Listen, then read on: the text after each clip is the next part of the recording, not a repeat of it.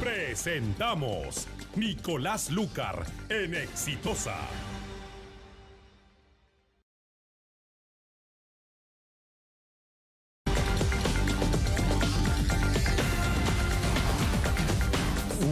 Unos muy buenos días para los que recién se nos unen. Estamos en Radio Exitosa, soy Nicolás Lúcar, esto es 95.5 de la FM en Lima. Estamos en todo el Perú, en más de 65 ciudades a nivel nacional. Estamos en el 103.3 en Trujillo, en el 90.7 en la ciudad de Piura, en el 106.9 en Chiclayo, Lambayeque y Ferreñafe. Estamos en el 89.3 en Paita, estamos en todo el país y estamos preocupados con lo que está pasando. Bueno, en primer lugar, yo antes de empezar el programa, creo que lo voy a hacer todos los días, llamarle la atención al alcalde de Lima, señor Luis Castañeda Locio. La situación del tránsito en Lima no da más, estamos viviendo un colapso cotidiano. Y el alcalde tiene que hacer valer su autoridad y el alcalde tiene que solicitar que se declare en emergencia la situación del tránsito en Lima, tiene que reclamar que se cree una autoridad que enfrente el problema del tránsito en Lima y Callao con todas las potestades, tiene que asignarse además un presupuesto para resolver todos los problemas que hay, comenzando por integrar todos los semáforos, por crear vigilantes de tránsito que no sean policías, porque a los policías los necesitamos protegiéndonos o protegiendo la seguridad de los ciudadanos, y que haga todo lo que hay que hacer, y que mientras esta ley se hace, lo que tendría que hacer el alcalde de Lima es reunirse todos los días con el responsable de tránsito, el general de la División de Tránsito de la Policía Nacional, y con los representantes de todos los municipios de Lima para enfrentar juntos este caos que estamos sufriendo los ciudadanos cada día, y que no solamente implican un malestar, una molestia, un estrés, está provocando un daño a la economía. No puede ser que un trabajador pierda 4 horas al día, 4 horas de su vida, simplemente ir y venir de su casa al trabajo. Eso es inaceptable desde cualquier punto de vista. En fin, estamos ahora con Gilbert Violeta, bienvenido. Muchas gracias. Gracias, Nicolás. Me uno completamente a tus palabras, porque yo creo que se trata de defender los derechos de la gente. Y comencemos por tapar los huecos de las pistas y en segundo lugar poner señalización, Nicolás. Esta es una ciudad en donde no hay señalización vial. Uno va por una vía y no sabe si a la derecha o a la izquierda qué cosa está permitido o qué no está permitido. Ayudemos también a que los transportistas que padecen el caos vehicular y todos los ciudadanos tengamos una mejor señalización, y para eso no se necesitan normas.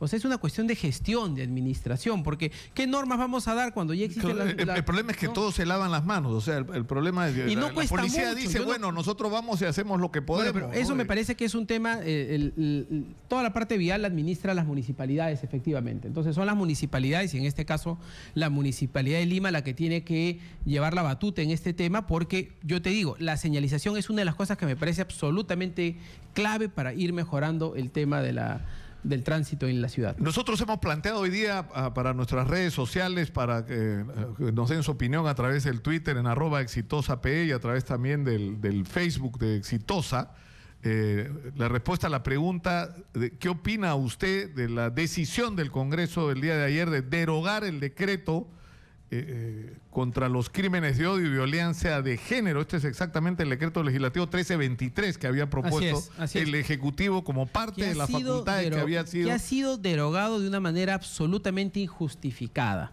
Y te explico por qué. Había facultades delegadas expresas del Ejecutivo en el artículo 2 de la ley que delegó las facultades para precisamente tratar el tema en el caso de los crímenes que se ocurren por violencia de género. Claro, luego se dieron cuenta que no les gusta la palabra género y entonces se han tumbado entero el decreto legislativo. Lo penoso además es que nosotros pensamos que ya había un cambio de actitud luego de que el señor Kenji Fujimori escribe el artículo, hace un llamado a sus colegas de bancada para apoyar este tema, donde, dicho sea de paso, Nicolás, no se está discutiendo el tema de si se va a enseñar el tema de género en los colegios, lo que antes se estaba discutiendo con el Ministerio de Educación. No, aquí de lo que se trataba específicamente es de poder criminalizar un delito que existe en la realidad y que tenemos que tipificarlo a efectos de combatirlo. y la verdad, de una manera increíble, ha sido derogado y me parece que el fujimorismo en este tipo de cosas se equivoca. Claro, porque la argumentación que se ha dado, que lo ha dado, por ejemplo, Beatriz Mejía, que es promotora de Con mis hijos no te metas, que lo que ella dice es que hay una especie de conspiración de gay internacional para introducir este tema del género y flexibilizar las legislaciones a favor de ellos, otorgándole más derechos de lo que tienen, ¿no? Y poniendo esto como en el centro de la atención, y que no es necesario, en este caso puntual lo que ellos dicen es no es necesario crear ninguna figura porque esta ya estaría incluida en la legislación penal existente. Podemos discutir mil cosas sobre el tema de género y podemos estar a favor o en contra, dar argumentos en un sentido o en el otro.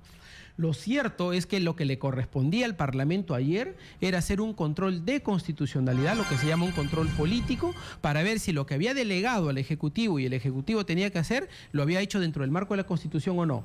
Y efectivamente el Ejecutivo lo había hecho dentro del marco de la Constitución. Por lo tanto, no había ningún argumento para derogarlo. Si queremos iniciar un proceso, una discusión sobre temas de fondo, presenten el proyecto de ley y discutamos el tema de fondo de cómo enfrentar la conceptualización, el desarrollo legislativo en materia de género, si es que se necesita o no se necesita. Pero en este tema específicamente no había derecho para derogar. Claro, hay un tema ahí, en realidad más de un tema, ¿no? Pero uno de los que se plantea es el siguiente, que la mayor parte, es la argumentación, no estoy diciendo que yo piense eso, pero es lo que yo he escuchado que dicen los voceros, por ejemplo, de Con mis hijos no te metas, que la mayor parte de los crímenes que ocurren entre los miembros de la comunidad gay son producidos por sus parejas o por sus acompañantes y que esto podría más bien considerarse en la mayor parte de los casos como crímenes pasionales. Pero vamos a hablar de este tema, Gilbert, pero estamos con Erika Rado, que está en la comisaría de Barranco con información de último minuto. Adelante, Erika, por favor. Guillermo Javier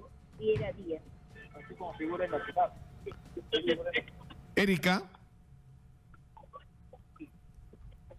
¿Qué pasó, no? No tenemos comunicación. Vamos a regresar con Erika. Ya está. Ahí tenemos a Erika Rado. Erika, te escuchamos. Adelante, por favor. ¿Qué tal, Nicolás? Muy buenos días. Información en vivo. Nosotros nos encontramos en los exteriores de la comisaría de Barranco, hasta donde llegó hace aproximadamente una hora Juan Alberto Yarleque Purizaca, quien se inculpó de ser el conductor de la camioneta que ocasionó la muerte de 4 personas que se trasladaban en 2 motos lineales en la Costa Verde a la altura de la playa Los Yuyos. Indicar además, Nicolás, que pues se ha confirmado ya la muerte de una tercera persona. Se trataría de Luis Miguel Valdés Rivera, de 23 años.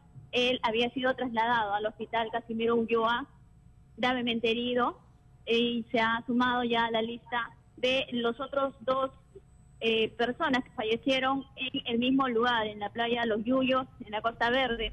Yair Saldaña de la Cruz, de 24 años, y su novia Leslian Acuña Cuadros, de 23. Ellos se trasladaban en una motocicleta lineal, mientras que en la otra motocicleta también iban Christopher Guerrero Solís, de 19, y como ya hemos confirmado, la muerte de Luis Miguel Valdés Rivera. Hace apenas unos instantes ha salido también el padre de Luis Miguel Valdés, quien ha confirmado pues que este señor Juan Alberto Yarleque Purizaca ha declarado ante la policía que a él le habrían dicho que se inculpe de ser el conductor de esta camioneta.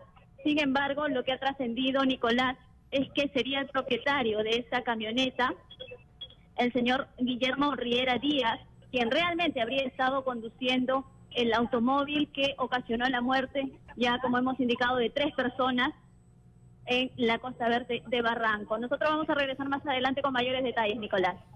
Muchas gracias, Erika. Bueno, yo no sé si será verdad esta versión, pero lamentablemente es la incapacidad que tenemos los peruanos de asumir la responsabilidad de nuestros actos, ¿no? O sea, porque si es verdad que el señor Guillermo Riera, que es la versión que circulaba desde hace rato, ¿no es cierto?, que él era el verdadero conductor y que está haciendo que esta persona que trabaja para él se inculpe bueno, yo me imagino que el señor Yarleque no tenía idea, idea del nivel de problema en el que está metido, ¿no? O sea, ya hasta ahora 3 personas fallecidas, ojalá que no haya más. Pero en fin, Estamos con Gilbert Violeta, congresista de Peruanos por el Cambio. Tú eres secretario general de Peruanos por el Cambio, ¿no? Presidente encargado. Presidente encargado. Salí elegido vicepresidente cuando salió elegido igual el presidente Kuczynski como presidente del partido y Salvador Heresi secretario general. Yo era el vicepresidente, pero ante la salida, ante, digamos, claro, el presidente PPK como presidente de la República, me encargó la presidencia del partido. Ahora, ayer, yo no entiendo lo que ha pasado ayer, porque lo que ustedes dicen es, lo único que tenía que hacer el Congreso es decir, sí cumple con el primero control de constitucionalidad. Claro. Es decir, está dentro de las facultades que le dimos y no se sale del marco constitucional, por lo tanto procede. Y lo que se ha planteado más bien es una especie de veto por otras razones, que son las razones de fondo sobre el contenido del decreto. Que tendrían que ser materia de una discusión con una iniciativa de ley que tendrían que plantear ellos si quieren modificar este tema. Pero no, lo que hicieron es, utilizando el control de constitucionalidad, el control político, derogaron el decreto legislativo y eso es un abuso. Ahora, ¿qué va a pasar con esta discusión? Porque ayer, ¿qué argumentos se ha sostenido? Porque... O sea, lo que se está diciendo es que no es necesaria crear una ley especial para estos crímenes de odio. Se argumenta lo que ya te decía, que por ejemplo, en el caso, porque lo que se supone que ocurre es lo siguiente, que hay personas que no solamente son víctimas de violencia y de discriminación, sino que son asesinadas por su condición o su opción sexual, ¿no es cierto? O por su, ¿no es cierto? Porque te matan porque eres gay. ¿No es cierto? Los crímenes estos de odio homofóbicos. Así es. Lo que se trata lo que se está diciendo es que eso no existe. Así es. A ver, en el tema de fondo, lo que se trata de combatir es precisamente la homofobia. Y la homofobia no solo por el hecho de que yo pueda creer o opinar, ¿no es cierto?, de mi percepción machista, tener una mirada distinta del otro. No, ni siquiera es eso. Aquí lo que se intenta penalizar es el delito, cuando eso termine en muerte, cuando termine en agresión física. Entonces, eso es lo que se intenta regular. Y es tan constitucional esta figura que precisamente, si algo protege la Constitución, es sanciona la discriminación y por lo tanto, y preserva la diversidad. Entonces, lo que nosotros hemos hecho desde un punto de vista del decreto legislativo, bueno, lo ha hecho el Ejecutivo, es regular la figura para poder combatir el crimen. Si el fujimorismo creía que esa no es una figura adecuada, muy bien, presentan su proyecto de ley y la discuten, pero no hicieron eso. Lo que dijeron es, no hay facultades delegadas en esta materia. Le mostramos que las facultades delegadas eran explícitas, estaban puestas ahí, pero sin mayor argumento lo derogaron. Y como yo te decía, nosotros esperábamos que hubiera habido una reflexión distinta, porque, digamos, personajes importantes como el señor Kenji Fujimori se habían pronunciado a favor de esto, pero al final sencillamente se pusieron de costado cuando había que decidir. Bueno, ahora, esto sigue siendo un tema pendiente, ¿no? ¿Es un agravante o no? Esto es igual que la discusión sobre el feminicidio, ¿no? Es decir, la mayor parte de mujeres que son asesinadas, o buena parte de las mujeres que son asesinadas por sus propias parejas, ¿no? Pero en fin... el otro tema es esta decisión de las bancadas de oposición de presentar una moción de interpelación contra el ministro de Transportes, Martín Vizcarra, por el caso de Chinchero, ¿no? Han presentado un cuestionario que es muy similar al que ya se había presentado.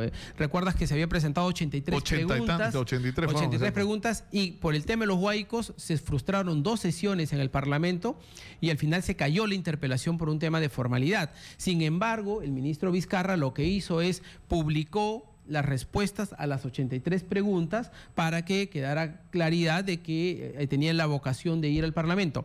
Nosotros como bancada, y yo personalmente, jamás me he opuesto a una interpelación como figura, como utilización de la figura. Creo que es un derecho del Parlamento interpelar a los ministros y que los ministros vengan al Parlamento a responder cualquier duda de los congresistas. Hasta ahí yo creo que es correcto.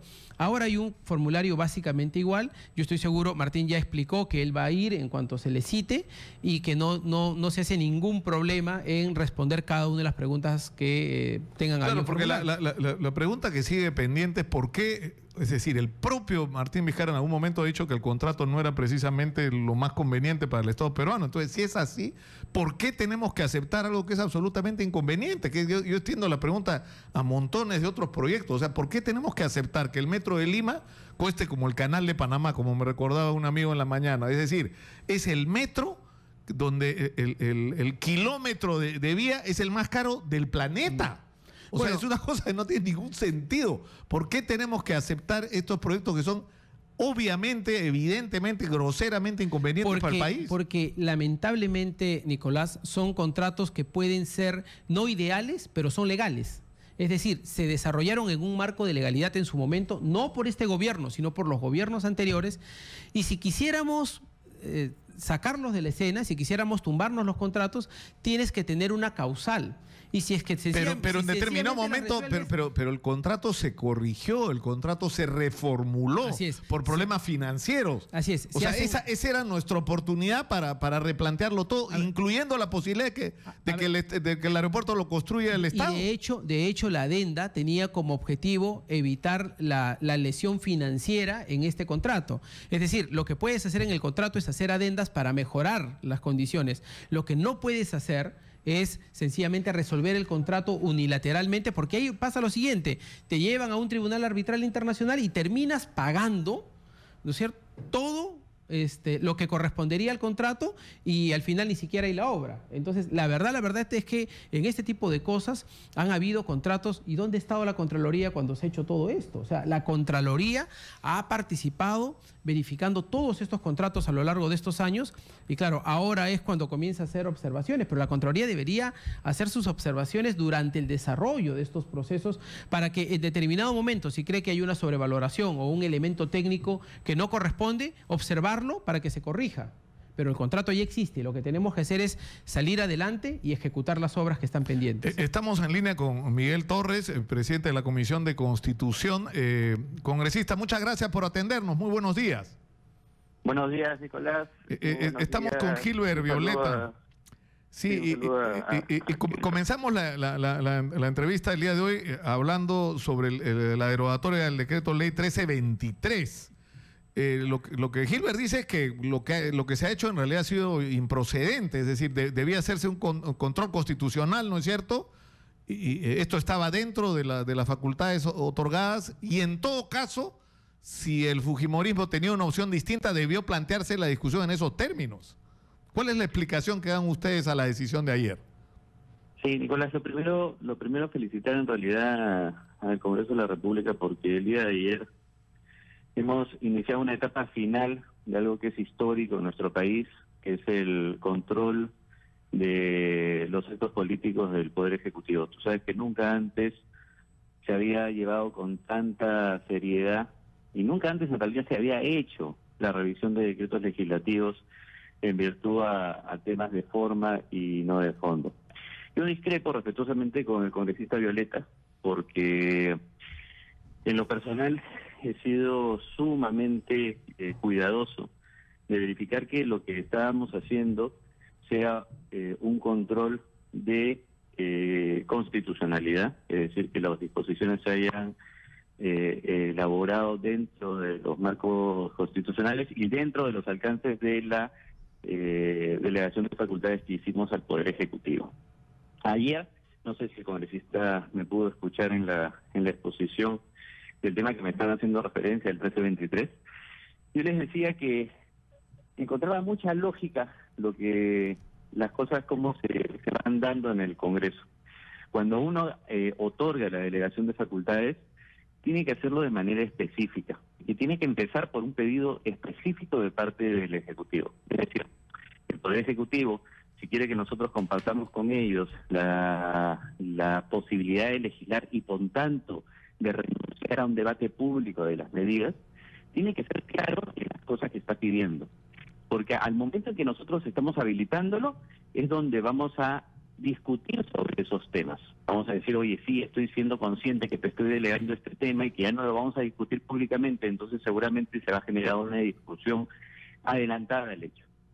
En el tema del 1323, lo primero que tendría que decir es que no se ha derogado todo el decreto legislativo, que la gran cantidad de medidas propuestas por el Ejecutivo sí se enmarcan dentro de la delegación de facultades, pero habían otras que no. Y tan evidente es esto que yo he tenido el cuidado de revisar cada una de las exposiciones de motivos presentadas, así como de las exposiciones que tuvo la ministra de Justicia en el Congreso de la República, y con seguridad plena puedo decir que ese tema no estaba incluido. Pero el tema no termina acá, y eso es lo que nosotros tenemos que resaltar. Yo decía el día de ayer que felicitaba a mi bancada, porque mi bancada había podido comprender la importancia de separar temas de forma de fondo. Ayer hemos hecho un control constitucional que responde a la forma, pero en mi bancada ya se ha producido, y me sorprende más que en otras bancadas, incluso en la de los... Sí, estamos perdiendo calidad en la comunicación, Miki. No sé si tal vez porque te has movido del lugar donde estabas. ¿Aló? Sí, ahora sí, ahora sí. Sí, te decía que saludo que mi bancada se haya entendido muy bien que el día de ayer hemos tenido una discusión de forma, y que más bien se haya presentado en Fuerza Popular 2 iniciativas para analizar el tema de fondo. Y eso para mí me parece espectacular, porque nos va a permitir hacer el debate que este tema necesita tener. Y la verdad es que me llama la atención que otros partidos todavía no se hayan manifestado al respecto, que no hayan promovido un proyecto de ley para poder discutirlo. Claro, pero esto no refleja en realidad la posición de un sector que está en este momento políticamente muy activo y que incluye a algunos congresistas de Fuerza Popular, y que lo que han hecho es imponer su agenda el día de ayer. A ver si es o que sea, en esta campaña contra todo lo que lleve la palabra género, ¿no? Es así como el pánico a la palabra género. No, Nicolás, yo en realidad discrepo. Yo creo más bien que es al revés, que si alguien quiso imponer algo a la fuerza de manera solapada, pensando de que el Congreso una vez más no iba a revisar los decretos legislativos por el Ejecutivo. Nosotros hemos dado ayer una demostración de que eso no va a suceder. Y no es un tema de género. Ayer hemos conversado y hemos hablado de que nosotros no vamos a permitir que en temas presupuestales se pase la valla del Congreso. En temas de tipicidad, de legalidad, de seguridad jurídica, se vaya en contra de la Constitución. O de que se vaya a legislar en temas como el tema de Petroperú, en donde si bien hemos declarado la constitucionalidad de la medida, hemos observado unos cuantos puntos que nos llamaban la atención y que no habían sido delegados. Y así vamos a continuar viendo. Hay temas de salud, hay temas laborales, que nosotros no delegamos. Y tenemos que entender algo. La delegación, Nicolás, es específica. No puedo decir yo que se entendía que estaba. No, que era... que estaba de manera distinta. No, tiene que... Sí, lamentablemente hemos perdido la comunicación con Miguel Torres, presidente de la Comisión de Constitución. Pero ¿qué cosa es lo que tú dices, Gilbert? Porque ellos dicen no estaba dentro de la facultad. Yo le tomo la palabra y me permito discrepar democráticamente y con el mayor respeto con Miki en el siguiente sentido, y te lo muestro, está aquí. En la ley delegativa, que es la 30.506, que es la que entrega las facultades para que el Ejecutivo pueda sacar estos decretos legislativos, en el artículo 2, en el literal A, dice específicamente, no voy a leer todo el artículo, pero si lo miras dice, y la regulación vigente de los beneficios para combatir la violencia familiar y la violencia de género. O sea, lo dice literalmente. O sea, no es que decía... No es que, este es el decreto de otorgamiento de facultades, la ley de otorgamiento de facultades. Vamos en el Congreso y que le entregamos las facultades al Parlamento, al Ejecutivo, para que el Ejecutivo sacara estos decretos legislativos. Por eso, cuando se dice no hay delegadas facultades porque las facultades tienen que ser explícitas, coincidimos, el control de constitucionalidad se tiene que hacer sobre facultades específicas, pero lo dice la ley. Para combatir la violencia familiar, la violencia de género, así como proteger los derechos de las mujeres, niñas, niños y adolescentes, independientemente del vínculo de parentesco con los agresores y víctimas de los mencionados delitos. O sea, está explícito. Por lo tanto, lo que dice el congresista Torres, hay, digamos, una discusión de fondo que se puede hacer en otro momento, y hay una discusión que es lo que correspondía al debate de anoche, que era el control de constitucionalidad, el control político que hace el Parlamento a los decretos que da el Ejecutivo. Por lo tanto, ahí se tenía que ver si es que efectivamente... Claro, porque la interrogante es esta. Hay gente que es discriminada por su condición de homosexual, transgénero, travesti, etcétera. Sí. Hay gente que es víctima de violencia por esto, sí. Hay gente que es incluso delitos. Asesinada por esto, sí. Esto debe especificarse en la legislación penal y debe establecerse como un agravante el hecho de que alguien sea asesinado por su condición. Este caso... Yo creo que sí, te explico por qué y te hablo como abogado. Porque en el caso específico de una norma de tipo abierto, como en este caso de violencia de género, si no lo queremos reconocer como tal, en el caso de dos homosexuales, cuando se produce la muerte de uno de ellos frente al otro, lo que aquí está ocurriendo es que es un hombre contra otro hombre, cuando en realidad una situación de profundidad del caso te lleva a analizar que efectivamente, como tú decías, hay un elemento probablemente pasional, vinculante, emocional, como sea, pero en donde lo que hay es efectivamente una relación de pareja, ¿no es cierto? Donde hay elementos involucrados que van más allá que sencillamente el asaltante que da un tiro al aire y que la bala le cae a alguien y alguien fallece. No, se trata de un caso que tiene que ser analizado por su particularidad y además por otra cosa, porque como repito, la Constitución, si es que este fuese un artículo que vulnerase la Constitución, diríamos efectivamente hay facultades delegadas, pero contraviene la Constitución y no es así. La Constitución nos reconoce a todos los ciudadanos en nuestra libertad, en consecuencia y además de la no discriminación. Por lo tanto, efectivamente, aquí había una norma, una legalidad en la parte constitucional y una legalidad en la parte delegativa. Por lo tanto, me parece, no había elemento para quitar esto con un acuerdo del Congreso después que se ha delegado facultades. Muchas gracias a Gilbert Violeta por estar con nosotros. Dicho sea paso, vas a ir al matrimonio ¿ah? No me ha llegado mi tarjeta. No me ha llegado mi tarjeta. Mariano González. ¿Ah? Bueno, pero era amor verdadero. Era amor verdadero. Dijo, ¿no? Lo dijo frente a las cámaras que era un hecho de amor y así es que le costó el ministerio, pero ahora todo indica que se consuma bien. Ahora, algo está pasando en ese ministerio, ¿no? Porque cada vez que hay un ministro de defensa que no le gusta a alguien, que habría que saber quién está detrás de esto, le pega. Sí, ahora está tratando de sacar a Nieto, porque ahora, está claro que no es la secretaria lo que está en discusión y si fue o no a la peluquería. Lo que está en discusión es que hay gente que no quiere a Nieto ahí. Y el tema de fondo es quién hace estas cosas y con qué motivos los hace. O sea, no son cosas gratuitas, no es un ciudadano cualquiera, un transeúnte que prendió el teléfono y se puso a grabar. No, aquí hay una suerte de seguimiento, hay una suerte de industria escondida que yo creo que las autoridades tienen que investigar. Que no viene del Estado. Bueno, el primer ministro ha dicho que eso no corresponde al gobierno, pero sí creo que los funcionarios del gobierno especialistas en estos temas deberían investigar para poder Una última pregunta, si me permite la producción. Sí. ¿Qué van a hacer ustedes con el tema de Basombrío y esta pedido incluso de censura que están haciendo por el tema? Porque creo que esto va a ser un pedido de censura por el tema de haber permitido una marcha de Sendero Luminoso. Cuando se habla de censura, resguardada por la policía. Nicolás, cuando se habla de censura sin siquiera haber pasado por una interpelación, está claro que al final lo que hay es una valoración política. Lo que corresponde es que llamar al ministro y si se quiere se lo interpela, se hace un pliego interrogatorio, se explica el tema y después de eso recién se decide. Lo que no puede ocurrir es que se ponga pues las carretas delante de los caballos.